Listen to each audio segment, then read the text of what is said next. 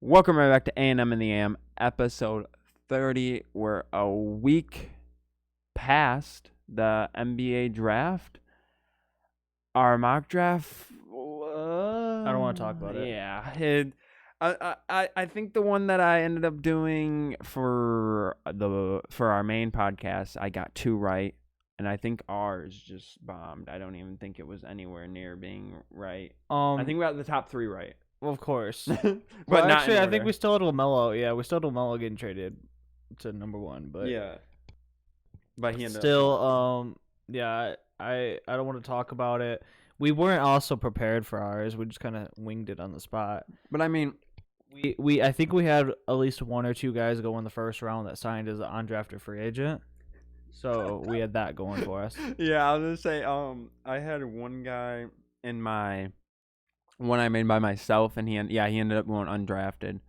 And then one fell to like the end of the second that I had going early 20s, and so it was tough out there. But other than that, draft was you could say it was exciting. It was suspenseful. There were no trades within the first 15 picks, and then a man that we're becoming to love just broke open the floodgates. And Before he did that, I just want to say, Woj and Shams single-handedly ruined the draft.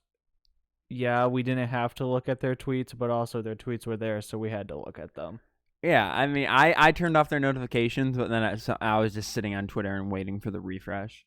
No, and the funny thing is Shams was just straight up tweeting it out, and then Woj would be like, speculation that that the Detroit Pistons are high on point guard Killian Hayes. And at one point, Woj and Shams were like 2 or 3 picks ahead, and then once everybody finally caught up, they hadn't tweeted for like 10 minutes, and people were confused, and then that's when like trades were happening. Like they were just waiting to sweat out the trade details. Yeah, no, like for when we hit like the Suns, they had no idea the Suns were taking Jalen Smith until it happened.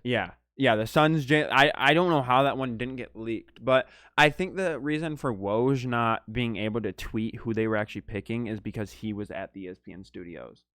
And yeah, they probably said, stop doing that. Everybody knows the pick 20 minutes before it's announced.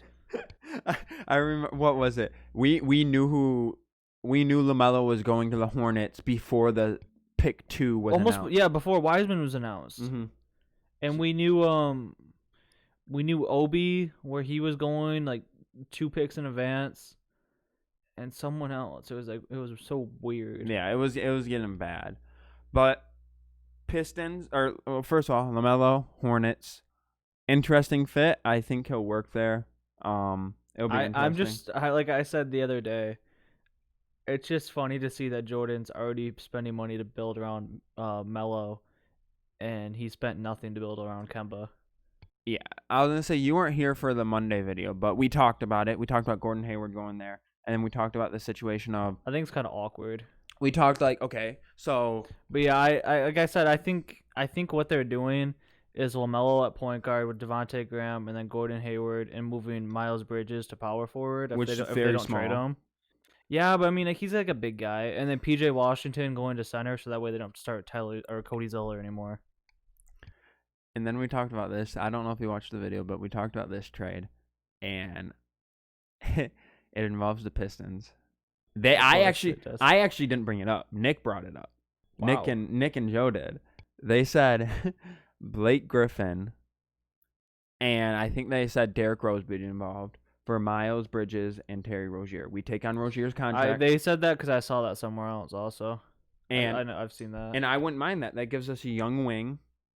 It offloads Blake contract. His awful. It gets D Rose out of town. Gives a mentor to LaMelo there. Yeah, it's not bad because I said the same thing. I said I wouldn't be surprised if they did that because Blake's real close with Jordan. He's sponsored by Jordan. Yeah. He's real close with him. I mean, but at the same time, still, like, it's still weird. Yeah, it gives him a little bit of size, but PJ Washington still have to play center. I doubt they actually do that with PJ Washington play center, so he might actually. But I don't see him going to the bench, and they don't put Bridges on the bench either. No, that's what I'm saying. So PJ Washington, he's 6'10", 6'11". He can play center. And then you play Blake at the power forward, and you have a true power forward there at like 6'9", however tall Blake is. I don't know, 6'10". And then you're able to play Gordon Hayward at the 3, and then you play Graham. I don't think they have a true point guard shooting guard. I just think Graham and LaMelo share touches. Yeah, he just moves over. Yeah. Yeah, I think they just share touches. I don't think there's gonna be one true point guard there because like Graham, he's too undersized to play shooting guard. Actual shooting guard to defend anybody. Yeah, all guards are gonna score willingly on them. Oh yeah, without a doubt. No doubt. I mean that trade's not bad.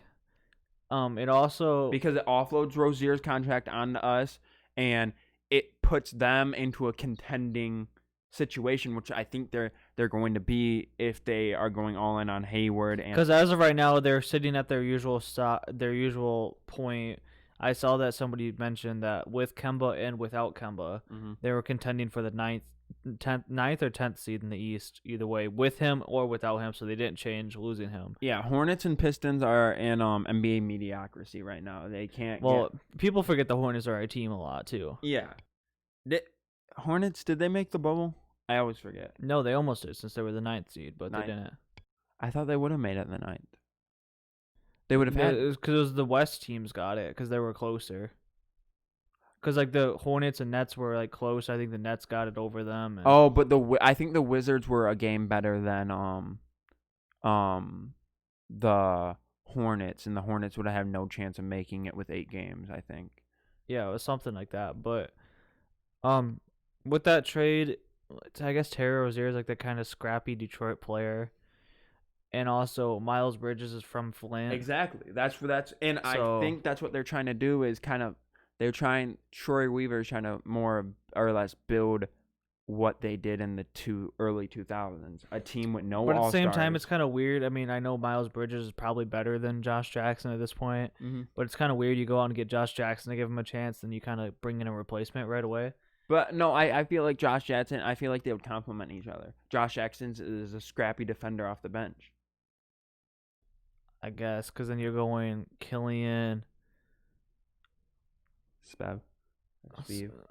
Maybe Svi. Well, I still think maybe Dylan Wright. But I mean, if you don't have Derrick Rose, I guess you have to use Dylan Wright off the bench.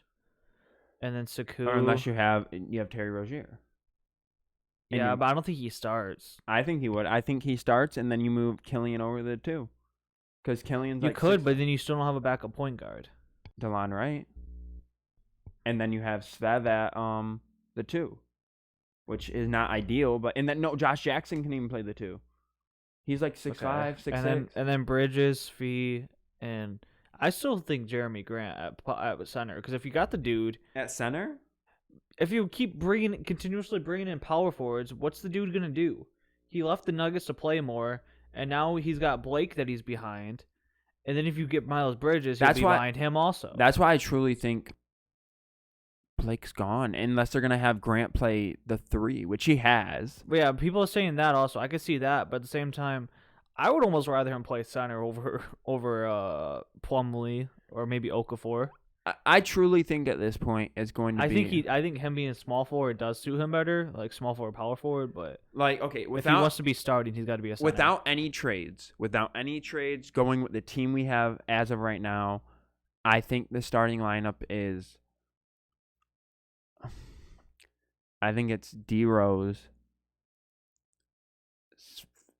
Spev or Svev. Svi. It's SVI. You keep like Svev. I don't care. Svev. You keep also saying another word, but Svev. And then Grant, Blake, and I think Plumlee starts night 1. I don't think D Rose starts because like how we've talked about many times in the past, D Rose wants to be a 6th man.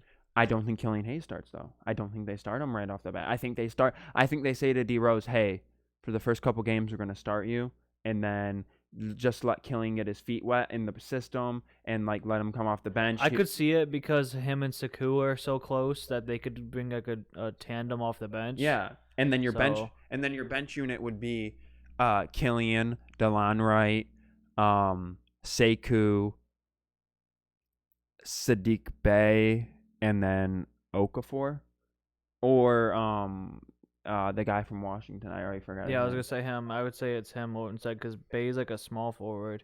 Yeah, and I mean, I think Isaiah Stewart. I like Bey. I think we should have picked him at 16 over Isaiah Stewart, and I picked Isaiah at 19. I mean, he still got both of them. Yeah. But... I mean, in the long run, you're going to pay more for Isaiah Stewart, so you got to hope he pans out. So they said that I saw a scouting thing that said that he was ranked among some of the top centers in the draft. He just didn't get that love because I don't know what it was, or I don't know if it was like his scoring or something, or it was just because he was in Washington. It was because he was coming out of Washington with McDaniels, because McDaniels was there too, so McDaniels was getting a lot of love coming out of there over him, even though McDaniels fell. They said that he can be he's one of the top defending centers in the draft, and then should help. You also got to think of, like, I know we're talking about all these guys, but yeah, okay. So after that, like say Stewart starts at the 4 there, then you got then behind those guys for your third stringers, you got Jalen Hands, you got Sadiq Bey, what else you got? I forget who was on the team now. We only kept 4 players. I don't know. There's been so much movement, I couldn't tell you. Let me see here real fast. Wait, did... I think Pascal Siakam just got his deal. Yeah, that's what I'm wondering. Yeah. I don't think it got released yet, but I think he just got his deal. I thought he had it, though. Woj can't breathe. I think that's what it's meaning. Which had some breaking. Okay, so Lewis King is back too. Sabian Lee. And are we stretching Zaire Smith? Have we heard about that yet? Yeah, they said for whatever reason they're not keeping him. It's so dumb. Yeah, I actually liked him. He's a good defender. He's a good player altogether. It's just his injury issues. Like I really didn't. I like that we traded Tony Bradley and we traded Tony Bradley for Zaire Smith in a second. Like I didn't understand that, why we would just stretch him there. But yeah. But back to what this was all about. Tony Weaver. He's a magician. He took a team. He said, I don't care about any of you, and popped 3 Adderall, drank 3 Red Bull, and said, let's play some 2K My GM on draft night. And he played that for 5 straight days. But he did it where it was 5 days, and at that time he could have done 10 seasons. Yeah. So he made enough moves for the 10 seasons. It was basically like how you see that meme, like how like they're like, did you complete all the events for the 2020s?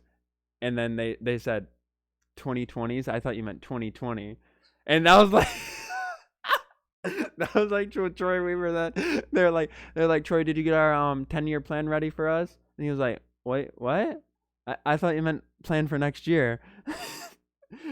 I just like the one where he's sitting at his desk with 3 phones at all times. I haven't seen that. That's the one I tweet every time he makes a move. No, but Troy Weaver, he's a sweat. He is an offspring of a sweat down there in OKC. I don't know. I don't think Sam Presti's his dad, but basically, I mean, at the rate Sam Presti was going, Sam Presti is his father. Sam Presti. They said that Troy Weaver, Sam Presti, and Rob Pelinka are currently competing for Executive of the Year. I think if Detroit gets anywhere over 30 wins, he wins Executive of the Year. I think Troy Weaver is putting that conversation for the giggles. Yeah, I mean, he has to be. Man, completely flipped. It's probably happened, but you don't see a team literally drop and trade every single player except Blake Griffin, Derrick Rose, Sekou. And G-Leaguers. Well, yeah, Sekou and G-Leaguers. Yeah. Because they finally have a dude with some body parts running the Pistons instead of Stan Van Gundy. And whoever the heck took over after him, I have no idea who that was. I don't know who was just here before. I was going to say the last competent GM we had was early 2000s Joe Dumars. Yeah, I was going to say he got his job taken though, because he was missing out on the draft and such. Yeah, that was tough. But when he was handed the team, he was okay. When he had to run the team, it wasn't so pretty. I think he drafted Darko. Probably. I think. Hold on. I think Joe Dumars did draft Darko. Oh, let's see. He either took over the year before or the year after. Let's see here real fast. Because I really don't. I mean, I don't know Pistons history. I don't know their GM situation. Yeah, he drafted Darko. I mean, he won Executive of the Year that year though. Because they won. Because he was probably able to keep somebody. He took over. He became president of basketball operations in the 2001 season. And then, yeah, he basically as soon as he fired Marquise Cheeks and hired John Lawyer as head. I honestly was going through the Pistons Wikipedia because I tend to do that when I get bored. But I forgot John Lawyer was our head coach for like 4 years. I don't even know who he is, but okay. Oh, you'll see it. No idea. Is that Foster Lawyer's dad? Maybe. It's not saying anything about him having a son. Yeah, I don't see anything about him having a son. Okay. Well, anyway, speaking of the other executive that I said, making moves, Rob Pelinka. Yeah, I was saying we didn't talk about Lakers on Monday. I was saving it for here, I think. No, they've had a wonderful offseason. Just please cap it off with Anthony Davis. Not wonderful. I'll take that down because of Marcus Gasol. Just single-handedly takes it down for me. You can say great because they literally got they had the 2 people competing for 6th man of the year. And guess what? As Shannon Sharp says, Montrez wanted out of the basement in LA. He wanted to be with the party. He wanted upstairs with the real team. And plus, I guess him and Kawhi didn't like each other. So I mean, again, who really wants to play? Upper with Kawhi? Management didn't like him either. They said that they didn't. They said they would rather have Zubac playing in that position when And that's tough. Yeah. Are the Clippers out of Staples Center this year? Or? I guess they're still there. They talked about how they were going to get their own arena, and then that just kind of dipped. No. Steve Ballmer, he bought the LA Forum. Yeah, he bought it, but they haven't said anything about it in almost a year now. No, because he just he bought it at like the beginning of this year, but I think they still had to do like renovations on it and everything, and they had to like fix it back up because it hadn't been used as a basketball arena since like the early 10s, I think, almost. You would think with the Lakers winning the championship that the Clippers would want nothing to do with Staples anymore, but apparently they just want to keep living in the basement, so let them keep doing it. Well, I mean, I feel like it would be different if the championship was won at Staples, but it was won in Disney. Oh yeah, but you got to do it. You got to make what you have. So I feel like Clippers by next year, by 2020, by the start of the 2021 season, won't be in Staples Center anymore. And they'll make a splash by not having Paul George or Kawhi. They'll be bottom feeders again, and they'll have their own new arena, and they won't be able to pay for it. No, Steve Ballmer will be able to pay for it. Man, no, he paid 14 or like 1.4 billion out of his pocket. He has said here it was to the it was owned by like MSG Corporation or something. Madison Square Garden Corporation or something. Yeah, it was owned by someone. He tossed money, but not as I've said, not a fan of the Marcus Gasol. I'd rather JaVale. But I'm happy that they did get Dennis Schroeder and Montrez. I had said yesterday that I saw if you put Danny Green and Wesley Matthews' numbers together, that they are the exact same player. They shot the same percent from 3, same efficiency rating, same defensive rating, and something else. But Danny Green is getting paid $15 million, and Wesley Matthews is getting paid $3 million. So get Danny. I'm just actually it's going back up to amazing.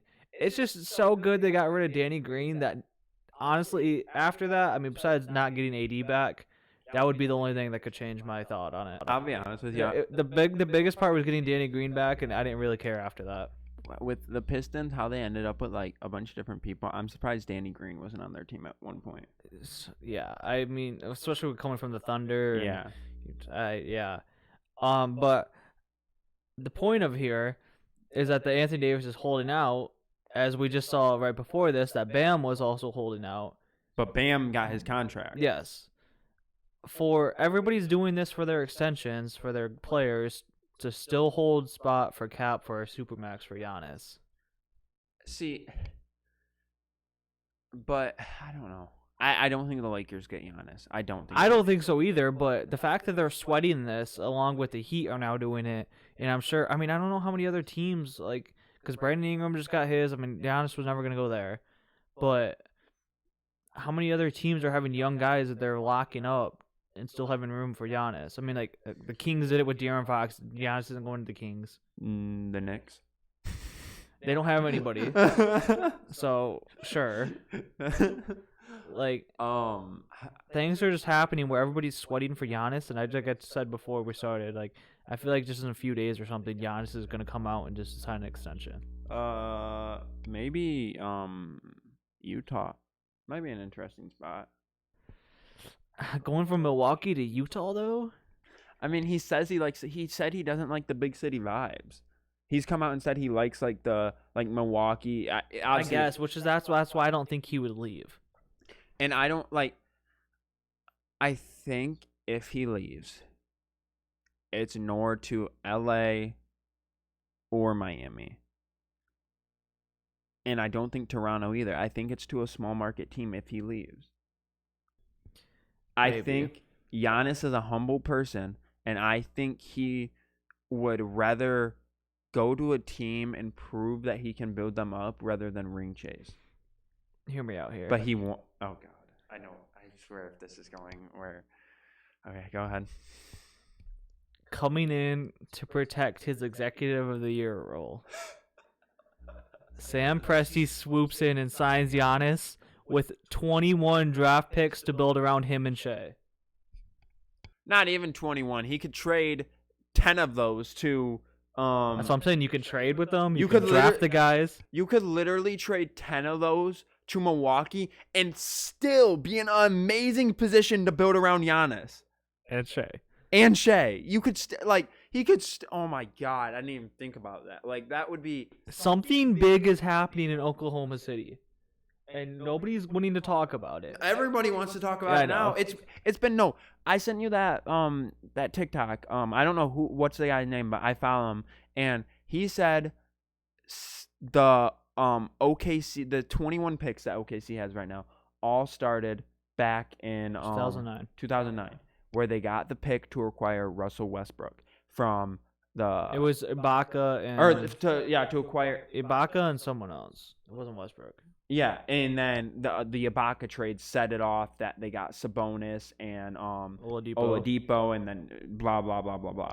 But they used them to acquire... Yeah, but they got the pick. It was a first-round pick for 2 seconds. And a random guy. I don't know who it was. Yeah. Again. So this started back in 2008, 2009. Like, this has been building up for 10 plus years. Sam Presti's been waiting. Sam Presti, he was in the shadows. Was he even? That's what I was gonna say. I don't even know if he was around, but if he was, then goodness gracious, the man. That's a legitimate 10-year process. You were talking about their 10-year outlook. Yeah. That actually is a 10-year one. Sam Presti. Let's look him up real fast here. Let's see how long. Jesus fucking Christ. Sam Presti was hired as the general manager of the Seattle Supersonics on June 7th, 2007. The man came in and just started up right away. In 2010, the Oklahoma City Thunder extended his contract. Because they knew. Jesus. I mean, I'm surprised he got an extension after taking that random guy's contract, but still. I don't know. He's literally only ever been... I don't even know what he was before. I just also want to say that since I've now said it out loud, if in the coming weeks, out of nowhere, they just start saying Giannis is a possibility to sign with the Thunder, it came from me again. Or to Utah. Yeah, if Utah somehow happens, or the Kings. No, but honestly, you talk about a process and sticking with it. that man has. If that man can get Giannis, he goes down as the greatest GM in NBA history. The scary, sad, whatever part is, they could have Shea have a good draft pick this year, sign Giannis, draft Imani and Bronny. And then you have a all without their own pick. And then you have a lineup of Shea, Bronny. Like they could get like Evan Mobley or somebody if they really tank this year. So Shea, Bronny, Imani, Giannis, and then and then whoever you want to. You could throw Boban in there. Bring Boban to the team. Bring Taco or Bol or let someone just cheese there, get rebounds. And then they can just trade the rest of them for whoever the heck they want. Yeah, and then they can just build up their bench with veterans. Then they can trade them for a center. Yeah. And then just build up your just throw out veteran minimums to people, and people want to come play with that team. A young team with a perennial MVP candidate, like I'll say it. That's better than any that would be better than any team LeBron has ever led. That would be prime Shea too. Yeah, that's like Shea going into his prime. That's Giannis probably. I don't think Giannis has hit his prime yet. I think he's entering. I think he's entering it. So that would be Giannis like mid prime, end of prime, and then that's like. Then he's got young guys to carry him. And then you got young Imani, young Bronny, whatever center you bring in. Who knows? At that point, it might be Embiid. I was gonna say there might just be somebody that comes out of nowhere. Yeah. Drummond. I don't know. Sam Presti, one of the greatest GMs of all time, and his offspring. You got Troy Weaver up in Detroit. But 10-year process. 10-year process. That's all. I'm banking on a 10-year process now. I think Killian Hayes, next Russell Westbrook. I'm saying it now. I'm saying you don't want that to happen. Russell Westbrook isn't good. I don't care. I just would rather have an MVP Westbrook. No, because that means we have a future James Harden and a future Kevin Durant coming. Or Seku's Kevin Durant. Sekou is and Musa's Harden. No, Harden's coming in a second. Harden's coming next year. If they get Jalen Green, then yes, he's the next Harden. But I don't know. So then we got the next trio. We got Sekou. Again, Harden's not that good either. So you're banking on Sekou being KD. Oh god, that's funny. Anyway, the guys that could got it. What? Smooth transition. The next center of the Oklahoma City Thunder, undrafted free agent, Austin Davis. I'm fine with that. Because I was gonna transition that to two guys that could also be very good players. Yeah. But then I just looked at the thumbnail again. And I forgot that I had Austin on there. No, so starting today is college basketball. Yes, thank you for that. Starting today is college basketball. Michigan plays at 4 on ESPN2. Against Bowling Green. Bowling Green, yeah, it should be a blowout. I mean, I don't really know how to. I feel like it's gonna be like every other game when they play small teams like that. They start off kind of close, pull away, going into halftime, come out of halftime, it just goes crazy. Yeah, it'll be like that. Season should be exciting. I don't think I don't think you play many out of conference games this year. Nah, it's just straight that. I mean, it's like it's a few before, but like they don't have the tournaments like usual. Yeah, it's 25 games. I believe. I think that was right. If it's 25, then I saw people had them projected 20-5. They had them losing 5. Michigan. Which the thing is, like they were saying, if they lose 5. That's still only good for like 3rd or 4th in the Big Ten because how good teams are. Okay, right here. First, our first 5 games are so we have 5, so 20 conference games, and the only conference team we play twice is Michigan State. Yeah, usually. I mean, they usually play them all almost. Yeah. Well, not all of them, but like one's from their side. Mm-hmm. Yeah, they're the only team we played twice that I think I see here. I think the Wisconsin or somewhere. Oh, like yeah, Wisconsin we played twice, and then just Wisconsin and Michigan State it looks like. I could be looking at this very wrong, but all right. So we play Bowling Green, Oakland. Oakland's not a team to mess around with. Oakland's Was it Kendrick Nunn? Yeah, Kendrick Nunn. They had that guy that only shot 3-pointers a couple years ago. Remember that? Duncan Robinson? No.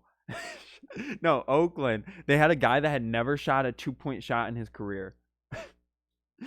And then you play Ball State, just going through the MAC.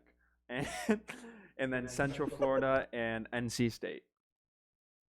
So, didn't a team pull out against playing us, I think, and we had to replace them with NC State? No, that's the Big Ten ACC challenge. They had to pull out of the tournament that they were supposed to be in. Michigan was. Oh, okay. And then that's when they re-added the Big Ten and ACC. They do that every year. That's why Michigan's like played North Carolina, and I forgot Louisville. I think was their last year's one. Yeah. So, yeah. And then we start off Big Ten play with Penn State, and they play on Thanksgiving. Wait, no. They play the day before Thanksgiving. They play on Christmas Day against Nebraska. It's kind of fire. And then they play on New Year's Eve against Maryland. Also fire. And we play February 6th versus Michigan State for the first time. And then we play March 7th, last game of the year, versus Michigan State for the second time. I just want to give my rundown, since I said that people had them predicting the records. Mm-hmm. I win against Bowling Green, Oakland, Ball State, Central Florida. All right, so 5-0 going into conference play. 4. Wait. Bowling Green, Oakland, Ball State, Central Florida. You have them losing versus NC State? I didn't get there. Oh, okay. Beating NC State. All right, so 5-0 going. You could just. Beating Penn State. Beating Nebraska. Maryland's gonna be a tough one, and it's at Maryland, but there's no fans. I guess it just depends on how Maryland's looking at that time. Mm-hmm. So considering that they lost Jalen Smith, I mean, I know they still have pieces left, and they're an older team. Yeah. I would still have Michigan winning. 8-0. Okay. Beating Northwestern. Minnesota doesn't have much left anymore after Oturu. That's 10. I think this other Penn State's gonna be close, but I still think they still beat them. All right, so 11-0. Now Wisconsin, on the other hand, I think people had them also losing, so I think this one may be the first very close one, but a possible loss. Okay, we'll go 11-1. So 10. Yeah, well, I think it's 10-1, or is it 11? 11-1. Okay. Probably beating Minnesota again. If you beat them the first time, then you get them again. All right, 12. We play Maryland twice. That was the other team. Yeah, Maryland's gonna be close again. I think they split Maryland. I think Maryland gets it. So 12-2. Purdue's always close for whatever reason. They have like a good big guy. Mm-hmm. I think Purdue takes it, honestly. It depends on, since it is their big guy, and I think they have a good guard. Mm-hmm. It just depends on what Dickinson, Austin, Livers, and Johns are looking like. I think that they come out, they know how to defend him, so I think they win it. So 13-2. Indiana's a close one. It's at home, so I'm giving the win over Indiana. All right, 14-2. Beating Northwestern again. 15-2. Michigan State. I think we lose first state game. I think we split state. I think it's another one. It depends on how Michigan State's doing all year, because they don't really have much. No. They lost Cassius. They lost Tillman. They have Foster Lawyer assuming a bigger role, which everybody loves because Foster Lawyer is garbage. Yeah. Rocket Watts, their starting point guard, is not bad. They have Aaron Henry, the dude that was known for getting screamed at by Izzo on ESPN as a freshman. I did hear that they are trying to make calls to Amani to come and play because they have a 5-star coming in next year. I think Michigan wins it, especially at home. Again, but there's no fans, but still. 16-2. Illinois is a close one. I have them losing to Illinois. All right. Illinois is really deep 16 for whatever reason. 16-3 then. They have I forgot the dude's name, the point guard. He almost went to the draft this year. He's coming back. I think he was second team All Big Ten last year because Cassius probably got first team. Yeah. And then they have Cockburn, their center. So he's pretty good. So I have them losing. Wisconsin. Did I have them winning the first Wisconsin game? I think. You had them losing that first Wisconsin game. Or is this the first Wisconsin? This second one. Oh yeah. You had them so losing. Beating Wisconsin this time. So 17-3, I think. I think it's 4. No, it's 17-3 because 5 games left. Rutgers. You can beat Rutgers. All right. 18-3. Probably beating Ohio State because I don't know how much they really have left. I don't think they have much. They have LeBron's nephew coming in. Oh, they do? Oh. A year early, but besides that, he's whatever. Indiana probably gets one. I think Indiana scraps one out. All right, so that would be. I think it's 4 losses. Yeah, that's wait. Trying to calculate 19 and 4. 19 and 4. So you have them going 20 and 5 or 21 and 4. It's the thing because it's Iowa, Michigan State to end, and Iowa's got Garza still. Michigan did beat them last year with Garza. And all these are the Iowa, Michigan State are both at home. I do believe. No, the Iowa's at home. Michigan State's away. No, because. Oh wait. Yeah. Oh, okay. I didn't realize Michigan State was lowercase. They beat Iowa last year, and I think Garza scored 40 and had 15 or something, like some amazing game. And Is Garza's back, right? Yeah. Yeah. Iowa got that then. I don't know, but if Michigan's on a roll and it's just Garza against the world again, I think Garza takes it. Garza takes the world.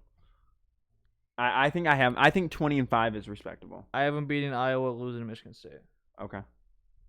I think Iowa, or I think 20 and 5 is very respectable. It's not too good, not too bad. Because at that point, Austin Johns will be in the role. He'll be averaging 20 and 10 at that point. Austin Johns, Livers, and Dickinson would have seen some pretty good big guys by then. I feel like year 2 Jawan knows how to handle Garza a little bit better. I feel like year 1 Jawan should have been able to know how to guard Garza. But... he did. Their first game he didn't do much. Garza didn't do much, I don't think. And then the second one is when he went absolutely crazy, and I think they won. So yeah, I think it's definitely gonna be interesting. 20 and 5 respectful though. I think that puts you top 10 at least. Yeah, but like I said, that's only 5 losses is great in every conference, but that's tough.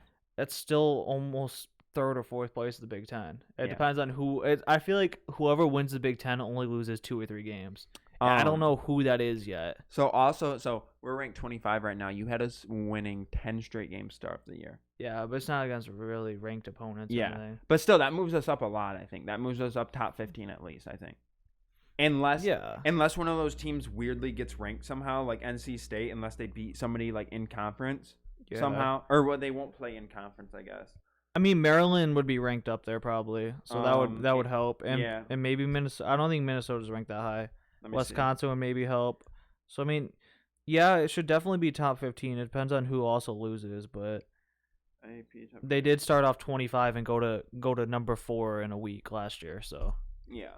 So right now we have Gonzaga, Baylor, Nova, Virginia, Iowa's 5, Kansas, Wisconsin 7, Illinois 8, Duke 10, Duke 9, Kentucky 10. Then you have Creighton, Tennessee, Michigan State, Texas Tech, West Virginia, North Carolina, Houston, Arizona State, Texas, and Oregon to close out the top 20. Then you have Florida State, UCLA, Ohio State, Rutgers, and Michigan. Yeah, there's a lot of Big Ten teams. Creighton's up there. I saw something's going on with Creighton. Either they're missing their best player or they're forfeiting some. They're not in their tournament, so that could help. If they got moved down, and some of those other teams will probably. You also got LSU receiving a lot. Is O'Neal playing this year? Shaq's son, Sharif. Yeah. He's finally playing. Okay, good for him. I actually can't wait to see him play, because I don't think he's touched the basketball court yet in college. I don't think so either. I think he got his open heart surgery the year before he was, or the season, right before he was about to start, And then because he was gonna go to Arizona, but then they had the Ayton allegations, so then he transferred away to UCLA, and then that's when the heart stuff. Yeah, and then he had to sit out a year due to eligibility, because for some reason they didn't grant him permission. Because he was transferring. Even though they grant or actually, I guess he wasn't transferring because he never actually went to Arizona, but no, he committed to UCLA, and then I think he might have redshirted. So that they probably, and that's when the heart stuff happened. Yeah. And so he had to sit out. No, I think they redshirted. I think they gave him I think they redshirted him so he would have another year because of the heart stuff. Because he was gonna play at UCLA, but then the heart stuff came up when he was doing like training and stuff. I could also be very wrong. It might not be UCLA. No, it was UCLA. Because if him and Leandro were pulling up to UCLA together. Yeah. Sharif. How do you spell his name? Sure. God, we're not doing the spelling again. I was gonna say your spelling. It's SHAREEF. I think. SHARE. Yep, right there. EEF. Yeah, he okay. So, he wears 32 for LSU. That's kind of fire. Yeah, so he played for UCLA. No, so he did play for UCLA. He played 13 games last year. That's weird then. So he got redshirted his first season. So last year was his rookie year. They must have counted like him being out as a red shirt because of the surgery. Yeah, I think they did. And then because okay, that makes sense then because he had to get granted a waiver to be able to play this year, like all the transfers did. So then he played 13 games last year, averaged 10 minutes a game, and he averaged about 2 and 2.2 points and 2.9 rebounds. So about 3 rebounds a game. So kind of iffy, but it's decent. And he could go off this year. Yeah, kind of fire though. He's wearing his dad's number. Oh, he's up to 225. He's getting kind of beefy. I mean, I would hope so because he was kind of skinny before. He played in the Drew League in 2019. Dub. That was what he was looking like in 2019. Yeah, he was drippy. But what were we talking about other than? Oh yeah, we were talking about the top 25. Indiana was right outside the top 25 there, and Google updated again. Indiana was sitting. They were receiving points. So was LSU. I'm seeing if any other Big Ten teams here. UNC Greensboro received some points. So did Loyola Chicago. Of course they did. I feel like ever since that run. It is. Northern Iowa, St. Louis, Connecticut, BYU, Auburn, San Diego State, Stanford, Alabama, Louisville, Richmond, Memphis, Florida, Seton Hall. So yeah, I mean, Big Ten definitely dominates top 25 poll this year. Yeah, they have the most of any conference. Yeah, we got one. They have 8 or 9. 2, 3, 4, 5, 6, 7. There's at least 8. I saw the picture. The college basketball posted the picture. There's 8 of them. I'm counting 1, 2, 3. Counting again for you. 4, 7. We have 7. Indiana, unless Indiana. Let's say we're counting Indiana being right there. Why did it say Michigan was not ranked previously? Because of their last poll. It was either their last poll or the end of the season poll. Oh yeah, because they weren't in the top 25 teams. I think so. I think that's why they put them right at 25. Yeah, because you had Kansas was number 1, Gonzaga number 2. Oh, that's weird. I don't know. Because they lost to somebody right at the end, and it took them out. Yeah, but talking about top 25 polls, I think Michigan football could make their way back into the top 25 polls. And I think with their new quarterback, they could. And give me a second here. I think Cade.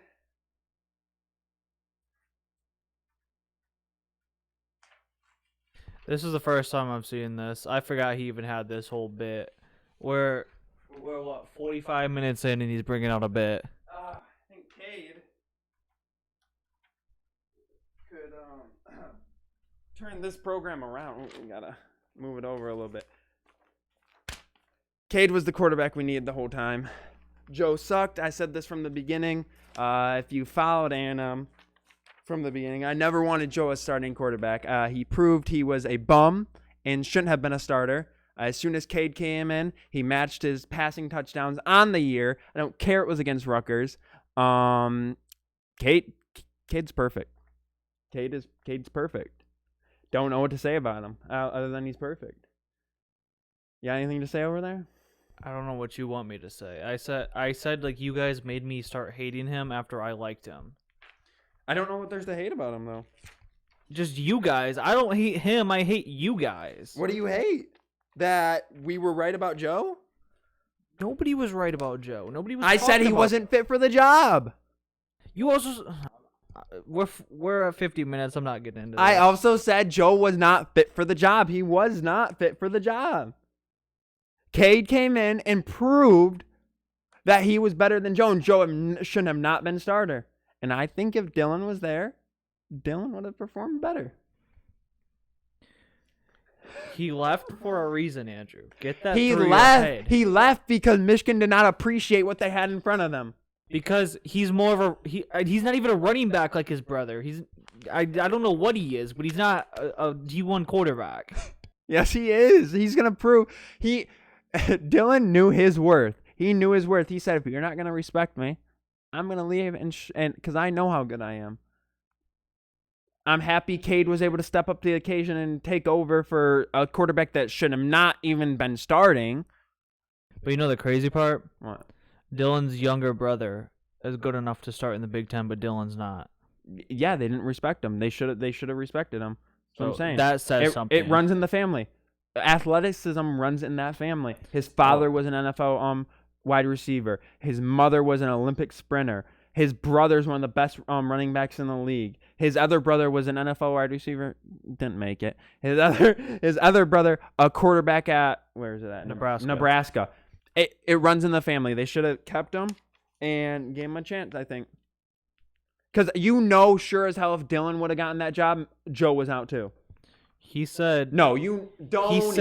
He said the entire time, he's like, I don't care who wins, I'm staying. No, He said he came here for a reason. He came here because Michigan was the only North team that offered him, or one of them. And he wanted to play in the cold and snow and everything and all the elements to get ready for the NFL.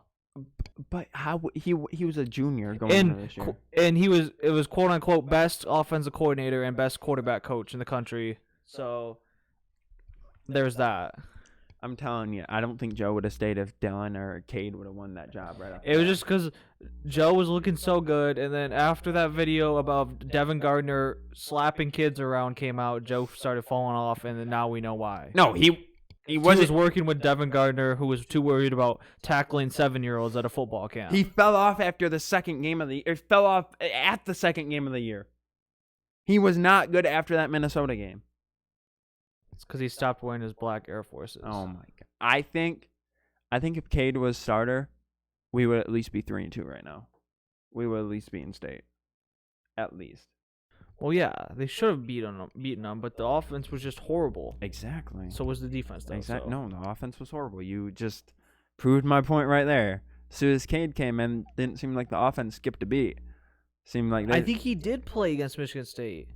No, Cade did not play versus State. Whatever. I erased it from my memory already. Cade did not play because Cade.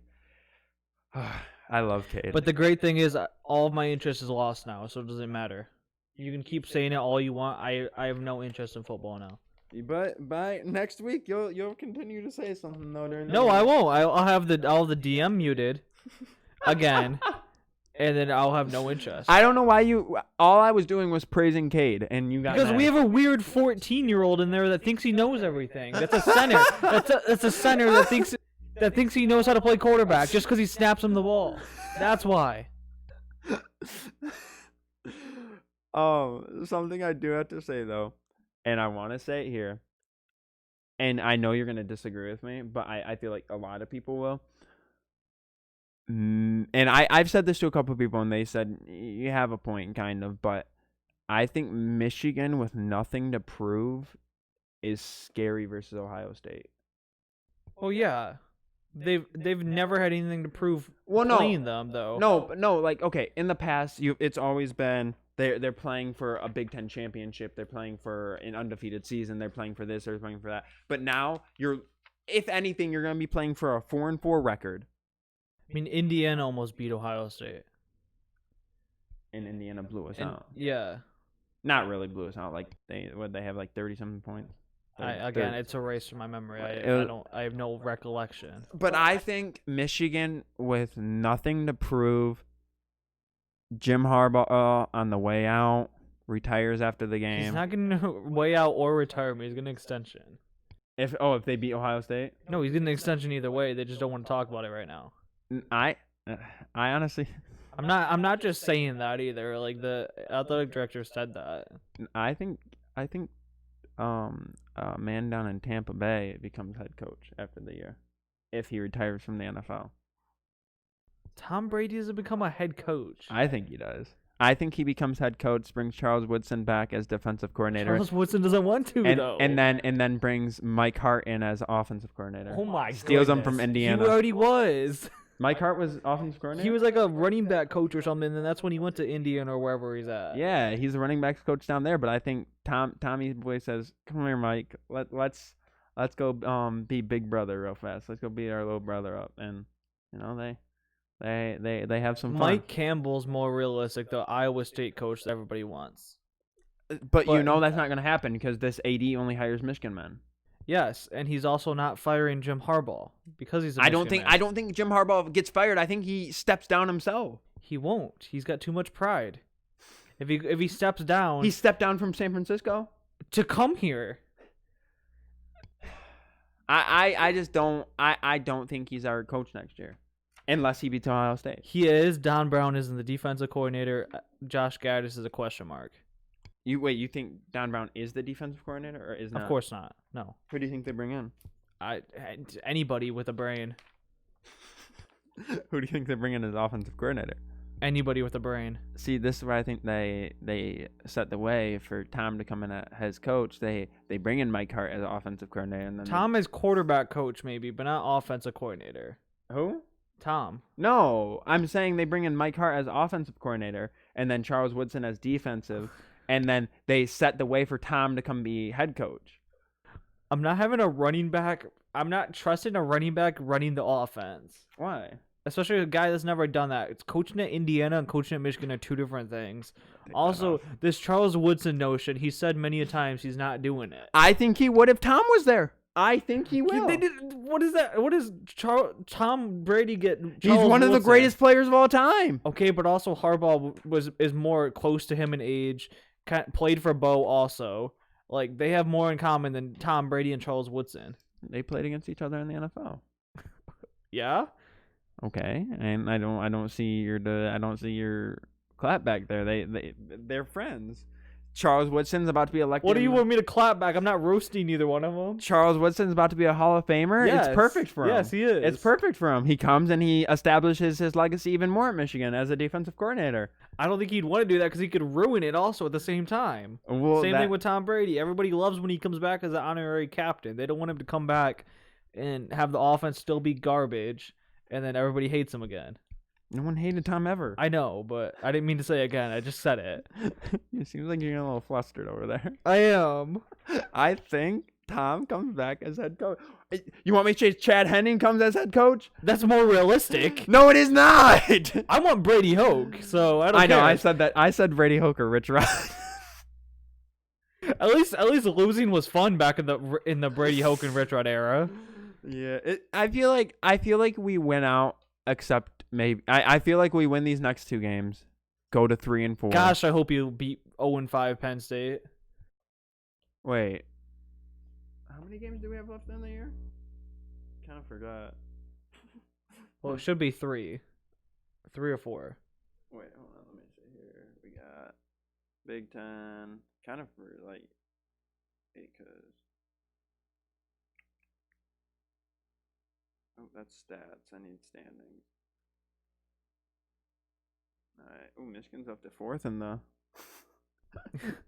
Yeah, because they got 1 win, and Penn State has 0, and Michigan State has 1. All right, so Michigan has 2 wins, I mean, but I didn't know Michigan was 2-3 right now. So we have a chance to go 6 or 5-3. That's not counting Ohio State losing. Yeah, that's saying we beat Ohio State. Goodness gracious. Well, that's not happening. So Ohio State's putting up 120. 120? I think 80 minimum. I think Ryan Day goes crazy and goes for 90 at least. I mean, I know I said 80 minimum, but if they hit 80, they're just charging for 90. I think it's like 80 to 12 all on field goals. I think over these next 3 games, Cade becomes a late runner for Heisman and solidifies himself in Michigan lore and has the best 4-game stretch in Michigan football history, throwing for 5 touchdowns in the next 3 games. Well, I'd hope if you play Rutgers and Penn State back to back. Yeah. I'm just saying he solidifies himself in Michigan lore, and he secures himself a starting spot next year. Well, I mean, I would say he probably is, yes, as of right now. With Joe dropping to 4th on the depth chart under JJ and Dan. I'm ending this. Under JJ and Dan. I mean, nobody's going under Dan anywhere. He just won. Dan's actually going to get demoted. He just won Scout Team Player of the Week. He's not getting demoted. Okay. He's not getting won demoted. It also. He's not, okay, and I won Scout Team Player of the Year. Does not it? And where are you and where is Dan? Same place. Nowhere. Dan's at Michigan football, about to be a starter in a couple years. Over JJ. I'm calling it now. Dan wouldn't even start in the Canadian Football League. I'm ending this. Okay. Thank you guys for watching. That's all for this week. Guys could like and subscribe. That would help out a lot. And we'll see you guys next time. And after a Cade 5 touchdown game victory. So be ready to put timestamps for this video. Thank you guys. Yo, shout out Andrew and MORT, bro.